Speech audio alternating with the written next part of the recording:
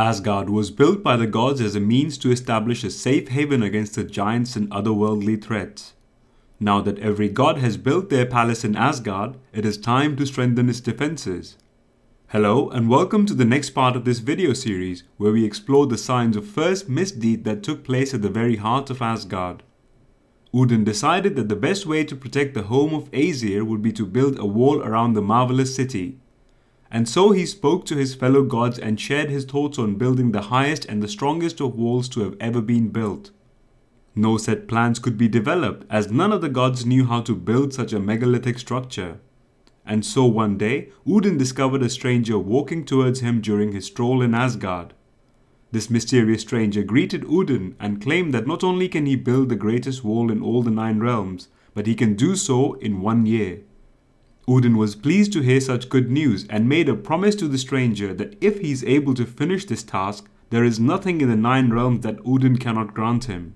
The stranger kept quiet and showed up next day with his magnificent horse to begin his year-long work.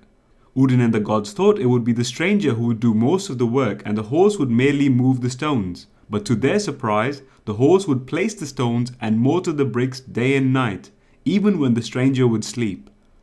Everything seemed to be going well, and slowly but steadily, a giant wall began to emerge around Asgard that was mighty to behold. Odin often wondered of the gift the stranger would ask for as payments of his work, and one day he approached the stranger and asked him this very question. The stranger, quietly but firmly, asked for the sun and the moon, Sol and Mani, and the goddess Freya as his wife. This sent Odin and the gods in disarray, as without the sun and moon, everything would turn dark. And without Freya of Vanir, the goddess of growth and beauty, everything would be gloomy in Asgard. Odin was angered, and so were the gods, who decided that they would ask the giant to stop building the wall, for the price the stranger had asked for it was too much even for the gods. But then the cunning Loki, Odin's blood brother, rose and addressed the gods.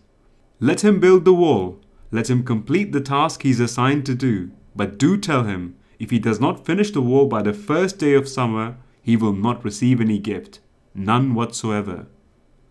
And with this news, Odin approached the stranger, whom he had discovered now was a giant, and this giant was unmoved, for he knew that he would finish this task before the due time and would get what he wished for. So he kept on working, and the wall grew larger and larger, and the gods grew worrisome, all the gods, except Loki, who claimed he would take care of this issue. The time for the completion of wall was drawing near. Only the gateway remained to be built, and the giant and his horse had 2 days left. The giant's horse was called Svadilfari, and he was working throughout night as the giant slept. But this night would be different, for he saw a great mare approaching towards him in the middle of night and called him a slave. The mare then galloped away, and Svadilfari, the giant horse, was disturbed by all of this, and went to chase after this mare, leaving the final giant's gatestone behind. The mare kept galloping, and Svadilfari was not far behind. He could now feel the wind and the air around him, and the freedom he experienced for the first time was intoxicating. Finally, Svadilfari caught up with the mare, and the mare shared stories from all the 9 realms with him. Time kept passing, and soon it was morning when the giant woke up and found the gate had not been completed by his horse, and that horse was missing. Unable to lift the stone by himself and finish the wall, he wandered around searching for Svadilfari, but his horse was nowhere to be found. And so the first day of summer came and the wall was unfinished. The gods now told the giant his promise has been broken and he would not receive any reward.